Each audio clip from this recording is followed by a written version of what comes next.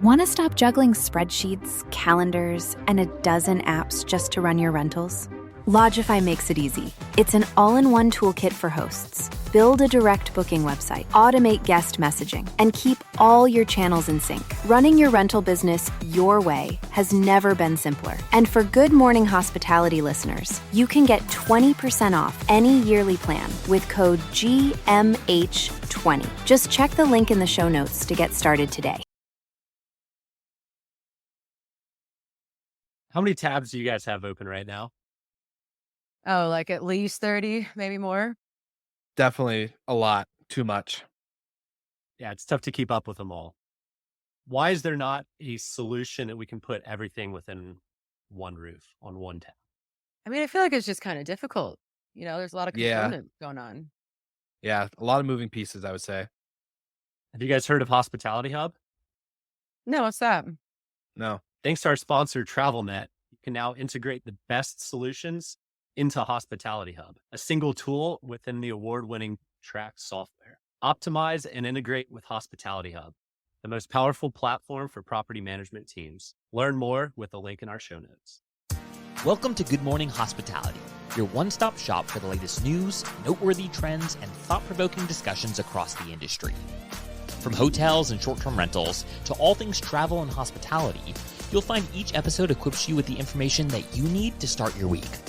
Join us on Good Morning Hospitality every Monday, wherever you get your podcasts.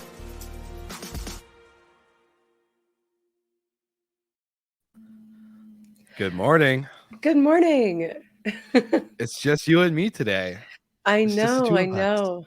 Just the We two don't- of us. I know. Seriously, I was like, had that song in my head. I wish I had that queued up on our DJ track I over here. know. Just to start queuing it up. Man, it's gonna be weird without Michael. So for anyone listening to the audio version, you're just gonna hear the lovely Brandy and Will duo. We're not gonna have our third trio here, but it's okay. He'll be back next week. I was gonna play a prank and say, yeah, Michael quit the show. It's just us now. There's all this drama, but that's Yeah. just not us. And yeah, We don't want to talk about it at this time. Please respect Yeah. our privacy. Yeah, no comment. We're pretty sensitive about it. Just kidding. He's doing good. He's just at an appointment. So Brandy and I get to jump in, and we're excited because interesting topic, maybe polarizing views, but I doubt it. I think we have quite the same opinion on some things here today. So Brandy, before we jump into the main topic though, how was your weekend? It was so much fun. We had the Romy launch party. And so it felt just really nice to celebrate. We're also celebrating our Series A, and we kind of realized that we never really take the time to celebrate our wins. You just kind of like keep going to whatever needs to be done next.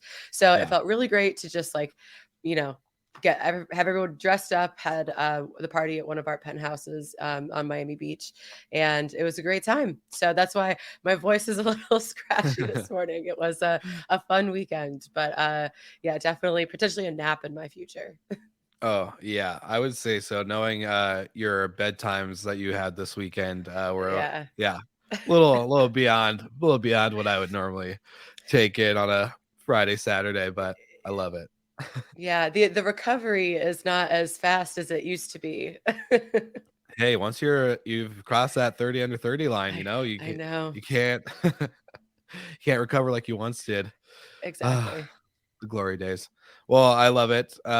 It looked like a great party. Wish I could have been there. Obviously, I think we all travel and have all these conferences and all these things that just it doesn't make sense to keep hopping on planes, but it looked awesome, and I'm glad that you guys did get to celebrate the wins of Series A rebrand. I think obviously it sounds weird, but we don't celebrate as much as we should because I think we're all very much just go.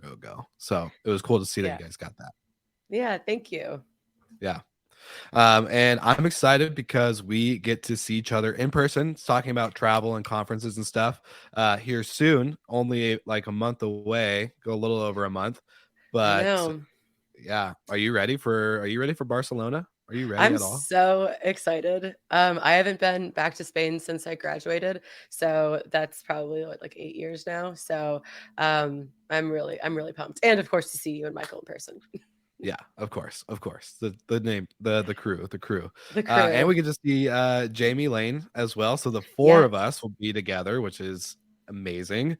But before we jump into the episode, we just want to give a big shout out to Scale Rentals, the whole team there, for inviting us out, and of course for our sponsors of AutoHost, Safely, and Operto for sponsoring the crew to fly out to Barcelona to broadcast live and get some amazing content.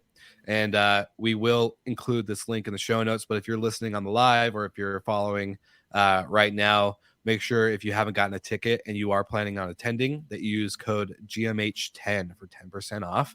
That way you get a little special gift from us for obviously being a listener or follower of the show.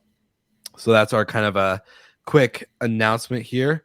And speaking of the devil, here we have Damien live on LinkedIn commenting to the amazing show that we have, and I'm excited. I'm pumped.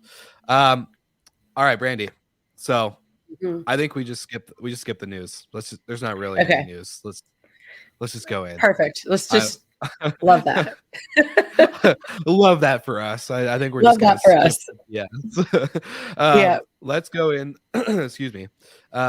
Main topic today. So I wouldn't say, and we've made this comment on the show live before, we are not trying to bash Airbnb. Airbnb is not a enemy of GMH. We're not trying to be like, oh, they're the worst, and we're gonna make them every conversation.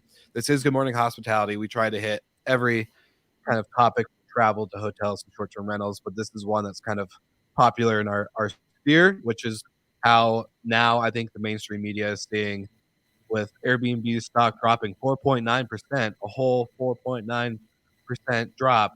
They're thinking this direct book movement is causing Airbnb to shake in its tracks, which I doubt. But we have some thoughts and comments there. So, Brandy, I would love to hear kind of your opening thoughts on this conversation. Yeah. So, I mean, yeah, like you said, this is not an Airbnb bashing program. Airbnb spends a ton of money on PR. It's like their biggest marketing, you know, component. So obviously they're the ones that come up. And they're also just, I think, kind of ubiquitous now. Like they're just like this, everybody knows Airbnb. So it's not surprising. I think there's the two separate components of this. The stock price isn't really quite as interesting to me right now. Like the Yeah. financial markets are, have been all over the place recently. So, but I think the important thing is talking about the industry shift towards direct bookings. And this is something that hotels realized and are continuing to like kind of act upon, where they're like, hey, why are we paying all these OTAs, commission fees, trying to get more of those direct bookings?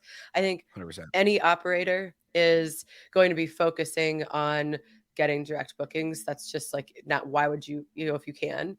And I think that you know, bigger property managers are obviously going to start putting in more effort to their direct booking, to their own website. And I think that is the thing that Airbnb should be a little, I won't say nervous about, but paying attention to, like, how do they maintain these relationships with big operators who are basically supplying, they're their biggest suppliers, right? And so, what are they going to do to kind of, keep some of, keep people engaged with the platform and wanting to be on the Mhm. platform? Like, I think it is kind of, like, the fact that everybody pays kind of similar commission rates. Like, I would think that if you hit a certain, you know, threshold, that maybe you get like a special commission rate or something like that. So yeah, I think it's just, Airbnb is, kind of facing this moment where people are becoming a bit more savvy, like, about their channel mix. And any good operator is going to want to have a more like varied distribution channel mix, because then you're not so Yeah. reliant on one platform. 100%. And I think we've seen some articles in the recent past, last couple weeks, maybe a month or so. Airbnb is exploring more revenue options as a platform and a company anyways. And so maybe not due to a shift in direct bookings, but I think they are even realizing they need to diversify their revenue and income away from just booking revenue. And like you said, Brandy, I think the more they can keep hosts and property managers engaged and guests engaged on the platform, the more likely better off their business is going to be. I would say, this is something you and I kind of talked about pre going live, and was, the bigger property managers, I think 100% diversifying their inventory across multiple channels and then just building out their own brand. I think, Romy's a great example, like, not to play off of the launch party, but just more of, Sextant stays. I remember, I could just say I could see a difference from Sextant to Romy, and how, like, you guys are making that more dominant, putting more investment and time into the Romy brand. Now that you guys feel like it's a traveler, friendly, it can be said in multiple languages, probably without any kind of like stumbling of words and all this other stuff. So, like, making it more easy for consumers to understand you guys rather than Airbnb or Vrbo. I almost said VRBO. So, like, yeah, I think it's just, I don't know. From bigger property management standpoint, it makes sense. I think there's smaller property management companies too, and I'll use us for an example. We're only 10 homes. So, but when I say only 10 homes, we've been putting a big effort into our brand. And, like, to give my business partner, Adam, a shout out really quick, we had a guest yesterday. Once they booked, they got their automated message, and his comment to us was, super nice to see that we're dealing with a professional management company that has automated this flow for us to make sure that, like, they knew it was automated. They they didn't think, we just immediately messaged them, waiting by the phone. But just saying, like, hey, it was nice to see that it was an automated message. It was something that they're in the hospitality or travel industry with British Airways, so they were like, this is really, really great. We appreciate it, and we're excited to work with a professional company. That was kind of their overall comment. So I think. Yeah, go ahead, Brandy. So you're totally right. Like, I mean, Sextant was problematic for a couple of reasons that I'm sure are pretty obvious. When we started off, it really, like, having our own brand wasn't really as important, and it was much more like investor real estate focused, that kind of thing. And so once we started to get bigger, and we were like, wow, yeah, we don't have any real customer facing marketing, and it just was problematic. And then even in 1 month, we've seen across platforms, when people are leaving reviews, they're mentioning Romy more than, like, they ever would have in reviews when we were Sextant, and that's just in a month. So it's obviously just something that's so much easier to say. And all throughout the guest journey now, regardless of the channel that they're booking on, we're doing things to encourage them to either maybe Google us, making sure that the brand is front and center. And so that even if the first time that they stay with us, maybe they're coming through booking.com or Airbnb, but then, we're hoping that they will now have a positive relationship with the brand and come to us direct for all their future travels, 100%. Yeah. And honestly, like, for us too, we use digital guidebooks. So our digital guidebooks are all branded, and, making sure that that is dominant, and there is a way for people to contact us directly, to rebook with us directly. So it's pretty interesting to see. And I would love your thoughts on this too. And anyone who's listening or watching live, I see we have quite a few of you on LinkedIn right now, from what I can see on my end, but would love to hear the thoughts on, I think it's funny how Airbnb stock drops a little bit, and then all of a sudden all these articles come out, and we've seen some people in our industry sharing posts and commenting on this and whatnot, going into how it is in direct correlation to direct bookings. And I would be curious to actually know if that's true. I don't think it is, but I would love to kind of share a quick quote. Speaking of Damian Sheridan, I reached out to a couple people this morning, especially in the book direct space. So Damian, Mark Simpson, a few others in our industry, and asked for a direct quote, just saying, hey, what are your thoughts on this article?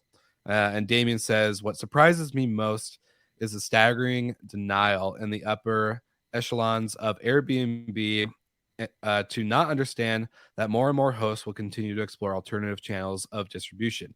This has been publicized for years, and there's a link for an example. And then he goes to finish off the quote. Brian Chesky himself saw little direct booking movement threat back in 2021 when he said, "We don't think it's happening very frequently." And I would beg to differ, is what to finish off Damien's quote. So I'd love to know, Brandy, your thoughts in this direction as well. Do you think it's a direct correlation to book direct, or do you think it's just kind of a normal shift in the No, market? I mean, because the book direct movement and like that's not a one singular event that would cause, you know what I mean? Like I would say over time, looking at maybe at the stock price, that might be a more Yeah. relevant metric rather than like this one time drop. I think that stock prices change all the time for varying reasons, and especially like I mentioned earlier, the last couple months there's been a lot of volatility. So I don't think that like the concept of booking direct is directly responsible for this. I think over time, that's something that we'll have to, track and but no, I don't think that that's the cause for this right now. And it's interesting because, I don't think that the executives at Airbnb are necessarily naive about what's going on. I think that it would be probably not wise for them to go out on like a public platform and be like, yeah, we see this as a massive threat. Yeah. Yeah. Yeah. And so I'm sure, I mean, they are obviously, talking about it and behind closed doors. And I think that, for the majority of their hosts, this isn't, this isn't the going to be the norm. Like the majority of their Yeah. hosts are going to be. And I was looking in the article because there's an AirDNA quote. Basically 1% of all vacation rental hosts generate 35% of the revenue. That is a huge number. And so Yeah. I think that has probably started to skew like over the last couple of years, that piece of revenue has grown. And so I would say that Airbnb is definitely paying attention to that, because if you have, a percentage of that 1% that pulls their inventory, or their inventory just isn't available because it's being booked on their direct site or really any other OTA, then that's a huge problem. Like that would correlate probably to a bigger drop in their, stock prices over time. 100%. And I totally agree with you on this side of, I think the book direct movement has made a ripple. I will say that. I think for the years, because before I even got into full-time property management in 2019, that was a conversation still very much at large. I remember meeting Damien in 2020 at the book or at the Shorties Awards and talking about book direct, and that was very much a conversation. So for sure, I think there's a ripple. Did it go from the sense of like a ripple to like a ripple for this direct stock, drop event? No, I don't think so. But like you said, I think 100% on that 1% that's bringing in 35% of revenue, they're definitely paying attention to. And I'd be curious to see, especially now with them exploring sponsored listings and other like type of ad revenue and other pieces outside of bookings, if that's going to become more and more of a push for them, or if it's going to become less, or if they're going to be more strict. Because I know, and just like hotels, for any of our hotel people, so I'm kind of jumping thoughts here, but hotel people at the end of the day, booking.com and Expedia, I remember meeting with both of my reps at the hotel that I managed, either every quarter or whatever, and it would go into the conversation of how, one, to use the platform better, so that way we had easier operations, but two, how can we directly like partner with them and work with them in the sense of, they told us, I remember one of our reps, she was awesome, basically saying like, you should not be relying on us. You should not. We should be filling in the gaps in your calendar from your own like availability.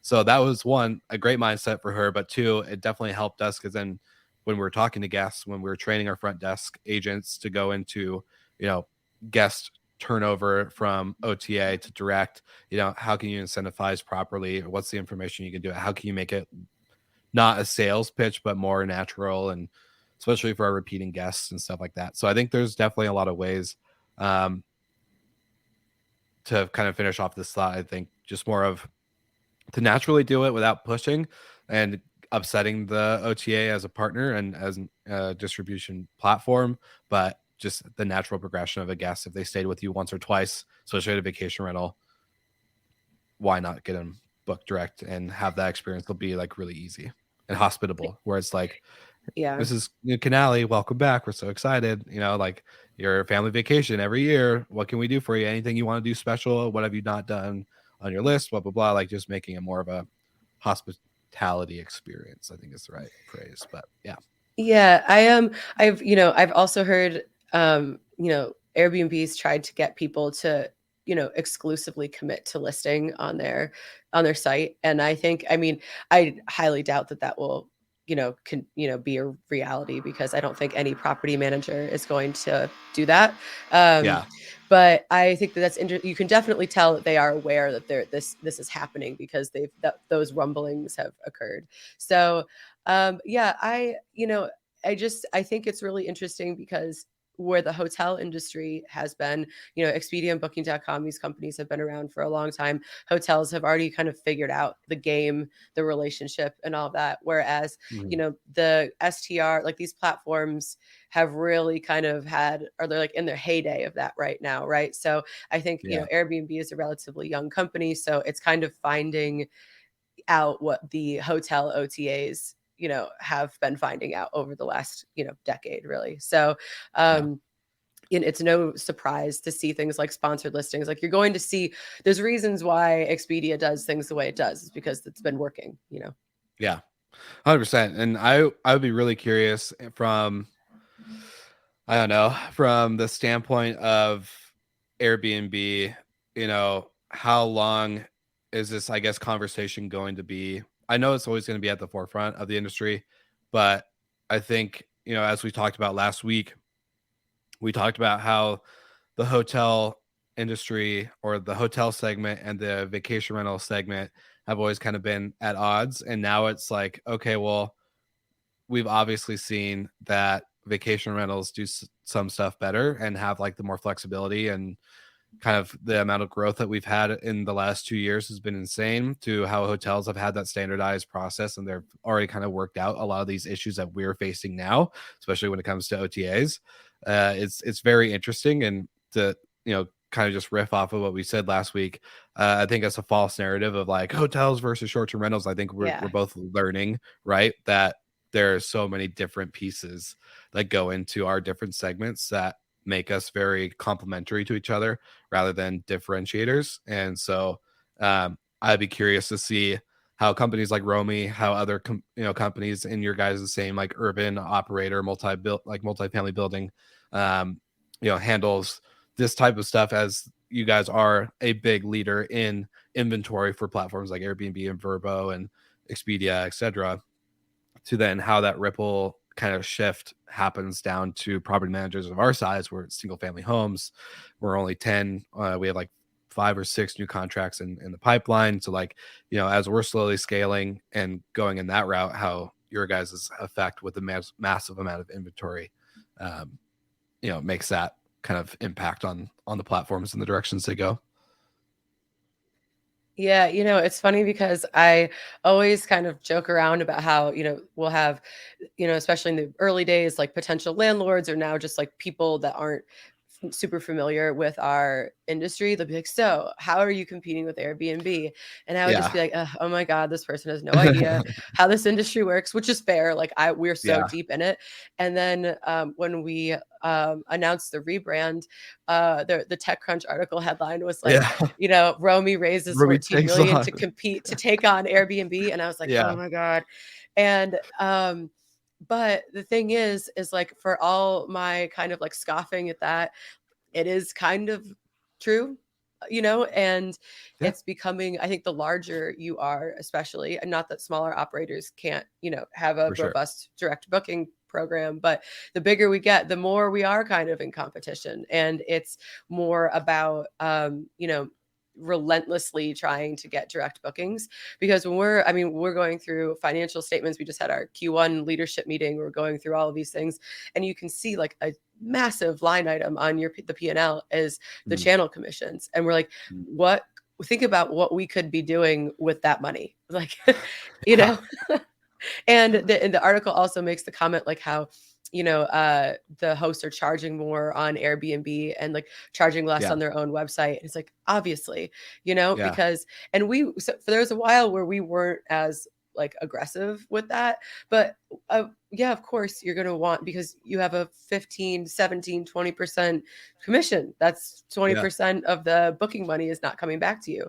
So yeah, it's interesting that these articles that, and kind of these big thought pieces that are coming out, we just see the repetition of these themes, and it's not just Yeah. in relation to direct bookings, but there's some other, kind of like housing crisis things. Like all these themes keep circulating and coming back, and I don't really think that there's going to be like much of a change in, I think, my thoughts and kind of what the Yeah. industry is doing. I don't think the next time we talk about this that we'll be talking about anything like drastically different. I agree. And I'm curious, maybe just to make this that we don't really get very how to and educational, not that this isn't an educational program, but more of a direct like act and respond, or what do you call it?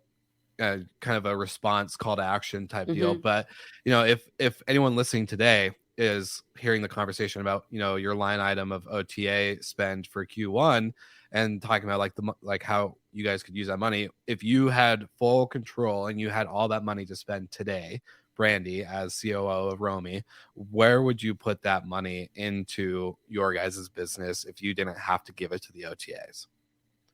That's a great question. There's two things that immediately come to mind. One of those is just like even more like CapEx improvements to some of our buildings.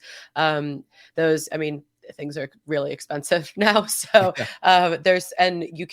we have, 20 plus buildings. Like we have to pick and choose what projects we tackle. So it would be Yeah. great to take some of that and complete a big project. And then I always, when we have like extra room in our budgets, I really love, trying to find ways that we can give that back to our team, whether that's, an increase in salaries or, a bonus or, fun company events, just doing things to keep the team engaged. Because, unfortunately, like when you're looking at things to cut and all of the, when you're trying to make sensible financial decisions, some of those fun things get trimmed first, naturally. Yeah, 100%.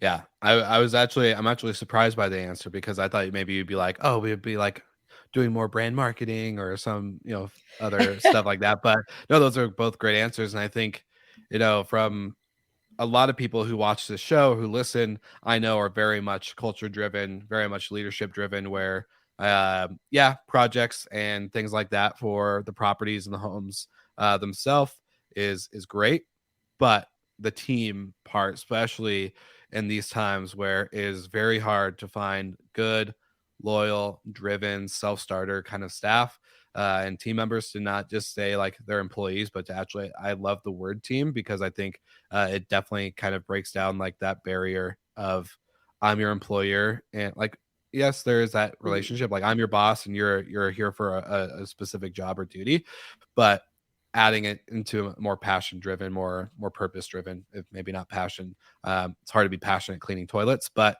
I've met people that can and are, and so yeah, I love that. I think it's a great answer for Yeah, we spend. the from like the marketing side of things, so we like really didn't do much marketing for a company of our size for like many years. So that money is now being put into the brands regardless of the commission fees. We kind of looked at it and we're like, if we're looking at our projected revenue for the year, and then you look at, how much of that is non-direct bookings, and think of Yeah. how many like millions of dollars that we are giving to these companies, and we're like, it is absolutely worth putting more money into marketing, especially now that we have this lovely new brand, because any amount that we spend on increasing our direct bookings, increasing our brand awareness, is going to be, there's no way it will be millions of dollars, so we might as well put some money into those efforts. Yeah, totally agree. I love it. Well, to wrap up the episode, you ready for a fun fact of the week? Let's hear it. Awesome. All right. So AirDNA, of course, as all of our listeners and viewers know, has been working with us to provide you a fun fact of the week. And so this morning, since I wasn't able to text Jamie on Easter, I wanted to make sure I didn't interrupt some family time there. But I texted him this morning. We got a fun fact. And this fun fact is supply growth continues to be a hot topic as hosts and operators prepare for peak season travel. In March 2023, there were 1.34 yeah, I guess I'll just say 1.34 million available short-term rental listings, a 19.9% increase from last year, which is pretty insane. This compares to a peak increase of 25% last summer. Out of the 50 largest short-term rental markets, the Phoenix, Scottsdale, Arizona market leads the country for growth, increasing supply for more than 66% year over year, followed by Los Angeles, California with 37% increase, which I did not expect Los Angeles to be the one to to follow That's that up. surprising. Yeah. Yeah. So around the country, there are only 12 markets with declining supply, 3 of which include Colorado, ski towns like Aspen, Steamboat Springs, and Telluride. So Aspen down 6%, Steamboat down 9%, and Telluride down 10%, which sad day for my new home state. There's a lot of, I'm assuming a lot of that has to do with regulatory things that have been happening in those markets. 100%, all regulatory related for sure. I know Robin Cragen with Moving Mountains could attest to Steamboat on how I know when I was visiting him, there was a couple conversations we've had around what's happening with the regulation and taxes and just the amount of craziness happening on a local level there. I don't know specifically for Aspen and Telluride, but I do know from dealing with a lot of real estate companies out here and obviously run responsibly. Shout out to Dana Lubner, to Dave Kraus and Alexa Noda. But just talking about regulations is a big topic out here in Colorado. And all my friends that I tell, like, oh, I'm in short-term rentals and hospitality, and we have a podcast network. They're like, oh, how many homes do you have in Colorado? I'm like, we have 0. Not because of the lack of a good market, but lack of good support from a regulation standpoint. So yeah, we were looking at Denver at one point just as a potential, and realized very quickly that might have to be further down the line. Yeah. Let's get through some of this. But anyways, all good. What a fun episode. It was weird not to have Michael, but it was actually kind of nice just to have you and me just kind of riffing back and forth. I like it. Yeah. Lots of fun. I love it. I am so excited to do this in person and not on Zoom. Yeah, not on Zoom. Well, yeah, StreamYard and Zoom, whatever platform. We've got a couple comments come in, so thank you to everyone tuning in to the live. With the increase of supply is met with increase of demand. I think, Brandy, what are your thoughts? I think demand can outweigh supply, and I think supply can force demand, but that's just me. I think that there's a outpacing of supply and demand. Like demand is increasing, but certainly I don't believe keeping pace with. I think Jamie had some facts about like actual numbers about that a couple weeks ago. So I think that is increasing, but I think we'll see like supply go down as we had talked about this a couple weeks ago as people kind of realize it's not 2021 and those ADRs aren't coming back. Yeah. So if you want to get your own fun facts, I forgot to mention at the end, you can use code GMH20. There's a link in our show notes. So make sure you grab that link, get your own fun facts, and check out old episodes. Brandy, anything for the viewers before we wrap everything up today? Have a great week ahead. Yeah, have a great week. And I hope everybody had a nice holiday weekend. And we'll be back next Monday. Awesome. Well, you heard it here first. Tune in live every Monday. Good Morning Hospitality, 7 a.m. PST, 10 a.m. EST. Like and subscribe. And a big shout out again to all of our live viewers and listeners. We appreciate you guys, and we love doing this every Monday. So we'll see you next week.